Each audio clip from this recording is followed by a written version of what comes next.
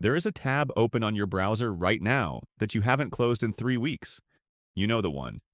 Something you need to do. Something that actually matters, and every single day you look at it, feel that wave of discomfort, and open something else instead. Here's what nobody tells you. The smarter you are, the worse this gets. Not better. Worse. And if something just shifted in your chest hearing that, stay with me, because this video is going to explain why.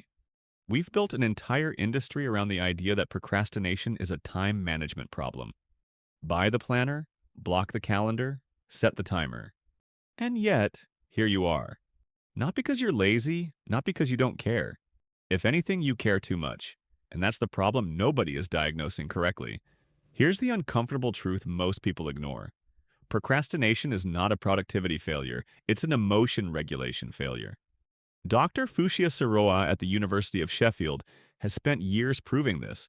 You are not avoiding the task, you are avoiding the feeling the task produces, the anxiety of starting, the fear of not being good enough, the exposure that comes with trying in full view of yourself. That is a completely different problem than not managing your time well.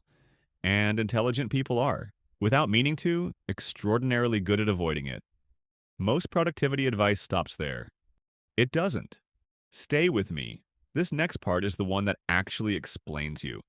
There's a particular cruelty to being someone who thinks deeply and also procrastinates.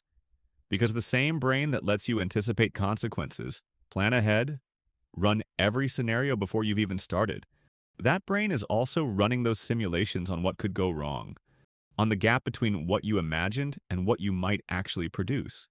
You have a version in your head.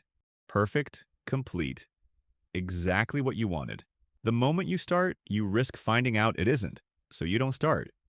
And your brain, which is sophisticated and very good at justifying things, tells you you're just waiting for the right moment, that you'll do it when you're ready, that you need to research a little more first, that Monday is better. This is not weakness, it is your intelligence in service of your fear.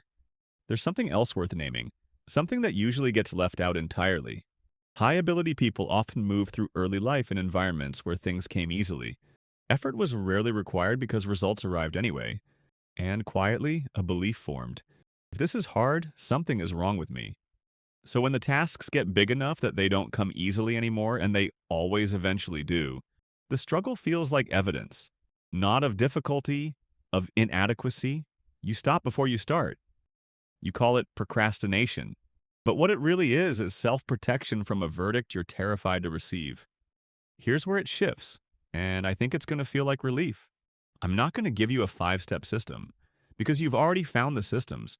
You've read the books, highlighted the chapters, you have a notes app graveyard of strategies you started with real enthusiasm and dropped within a week.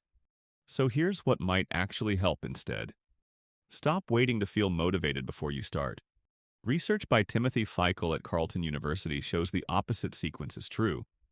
Action creates motivation, not the other way around. You don't wait to feel like doing it. You do the first small, almost embarrassingly small version of the thing. And the feeling follows. This feels wrong to an intelligent person. You've been taught to reason your way in, to understand before you move. But this is one of those rare cases where your capacity to think is working against you. The thinking is the avoidance. The doing, imperfectly before you're ready, is the thing. And here's the part that might stop you completely if you let it land. The tasks you're avoiding the hardest are almost always the ones that matter to you most. Your avoidance is a map of what you actually care about. You don't procrastinate on things that mean nothing. You procrastinate on the ones where the stakes feel real, where the risk of disappointment feels personal, which means, underneath all of it, you haven't given up. You're still protecting something you believe in. That's not a flaw. That's actually the starting point. If this is hitting close to home, notice your reaction. That reaction matters. Next time you open a new tab instead of the thing, don't shame yourself into action. Get curious instead. What am I actually afraid to find out? What version exists in my head that reality might not match? What would it mean about me if I tried, and it wasn't perfect? Name it.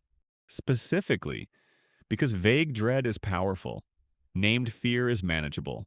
And then, before you've answered everything, before you feel ready, before conditions are right, open the document.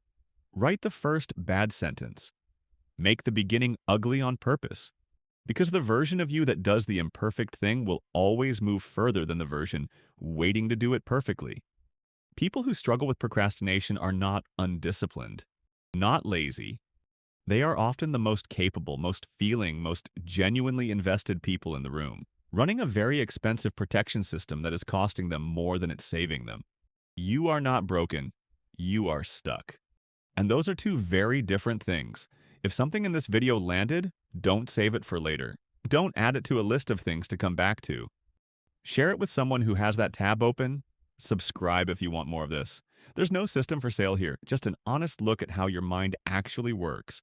The tab is still open. Start there. If this video made you think differently, the videos on your screen go even deeper into the psychology shaping your mind. Watch one now. You might discover something about yourself you never noticed before.